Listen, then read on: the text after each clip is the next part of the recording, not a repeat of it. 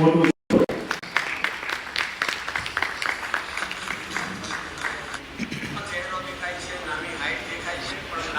ધન્યવાદ. આજનો આ કાર્યક્રમ આપણને પ્રાપ્ત થઈ છે એવા મહંત શ્રી અટલ આશ્રમ સુરતના પરમ પૂજ્ય શ્રી બટુકગીરી મહારાજ આપણી વચ્ચે ઉપસ્થિત છે. ડોક્ટર હેમાંગ વ્યાસને વિનંતી કરીશ કે પૂજ્ય બાપુને પુષ્પગુચ્છ અર્પણ કરીને એમનું સ્વાગત કરશે.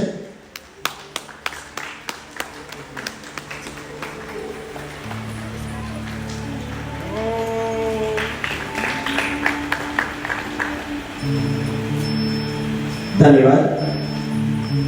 કાર્યક્રમના મુખ્ય મહેમાન શ્રી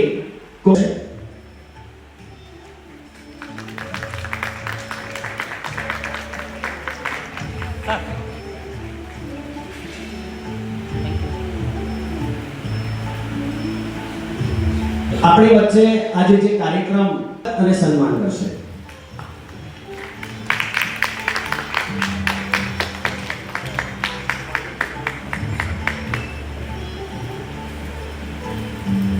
ગુજરાતના એવા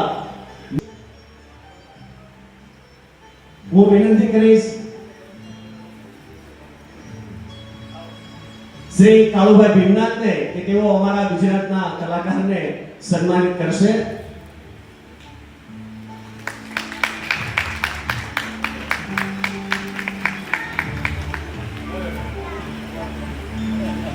ધન્યવાદ. આપણી વચ્ચે ઉપસ્થિત છે શ્રીમતી સીતા પટેલ કે જેમનો કંઠ આપ કદાચ સાંભળી ચૂક્યા હશો.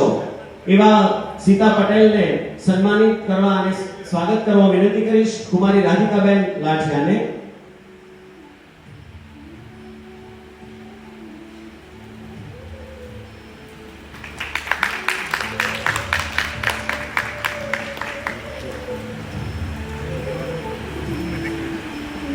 આપણી વચ્ચે બીજા એક ગાયક એવા ઉપસ્થિત છે શ્રી કશ્યપ દવે.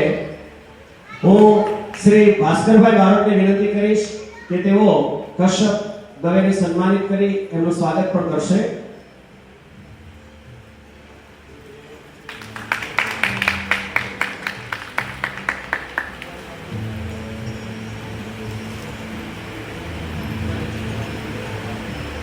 સોલંકી બેન્જો વાદક કે જેમના સુરોથી એ ખરેખર આપણને ડોલાવી શકે છે. ભલભલા એના સુરોથી ડોલી જાય છે એવા બેન્જોવાદક પ્રકાશભાઈ સોલંકી એ આગળ આવશે અને પરમ પૂજ્ય બાપુના આશીર્વાદ પ્રાપ્ત કરશે. એમને સન્માનિત કરશો બાપુ.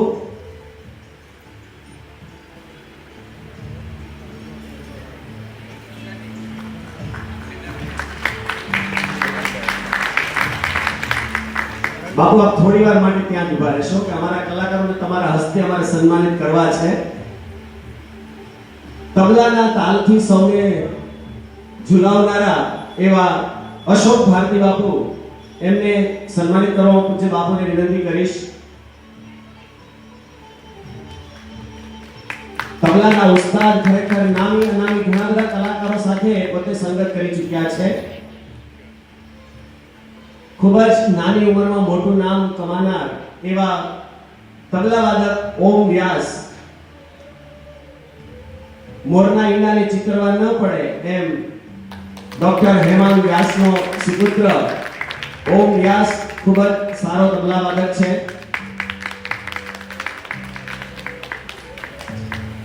ઓક્ટોપેડ પર જેઓ સંગત આજે આપવાના છે એવા શ્રી ભાવેશભાઈ કથિરિયા એમનો વિનંતી કરીશ કે બાપુના આશીર્વાદ પ્રાપ્ત કરશે.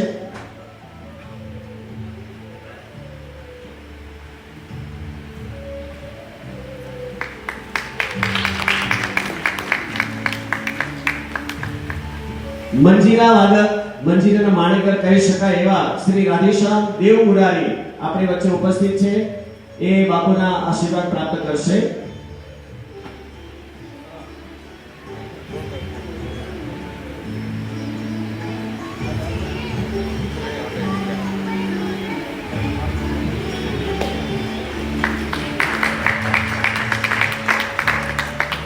મંજીરાના બીજા એવા માણેકર શ્રી મહેશભાઈ પ્રજાપતિ આપણી વચ્ચે ઉપસ્થિત છે. તેઓ પણ બાપુના આશીર્વાદ પ્રાપ્ત કરશે.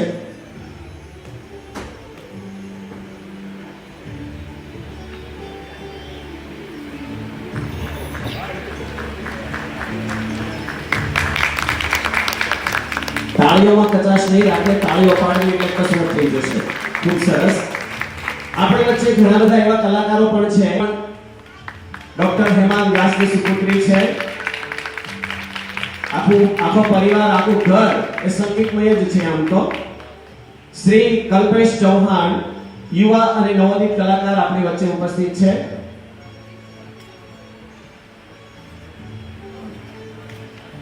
હમણાં કલ્પેશનો લોકગીતની અંદર સમગ્ર રાજ્યમાં 3જો નંબર એમને પ્રાપ્ત કર્યો છે. એ બદલ એમને ફરી વખત આપણે અભિનંદન આપીએ.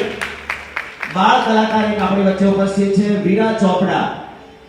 વીરા ચોપડા બાળ કલાકાર અત્યારથી નાની ઉંમરમાં જ એ પોતે પ્રગતિ કરી રહ્યા છે. આપણે એમની શુભેચ્છા સૌ આપીએ અને બાપુ એમને આશીર્વાદ આપે છે કે એમની પ્રગતિ થતી રહે. સપ્તધ્વની સંગીત વર્ગના બીજા એવા બે બાળ કલાકારો ટ્વિન્સ કેસર ગઢિયા અને કુમકુમ ગઢિયા, બંને ખરેખર ખૂબ જ સુંદર ગાય છે. આ બંને બાળ કલાકારોને આશીર્વાદ આપવા પૂજ્ય બાપુને વિનંતી. આપણે જોરદાર તાળીઓ સાથે બંને બહેનોને લાગે છે ને કે કદાચ આપણે ભૂલી જઈએ કે કોણ કુમકુમ ને કોણ કેસર. ખૂબ સરસ. ધન્યવાદ બાપુ. બાપુ આપના આશીર્વચન આપશો.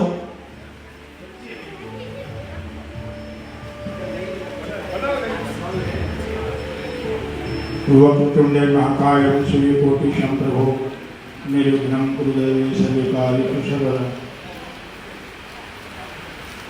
મને અતિ આનંદ થયો કે અમારે ભાસ્કરભાઈ બારોટ મને વાત કરી કે બાપજી આપણે આવો પ્રોગ્રામ કરવો છે.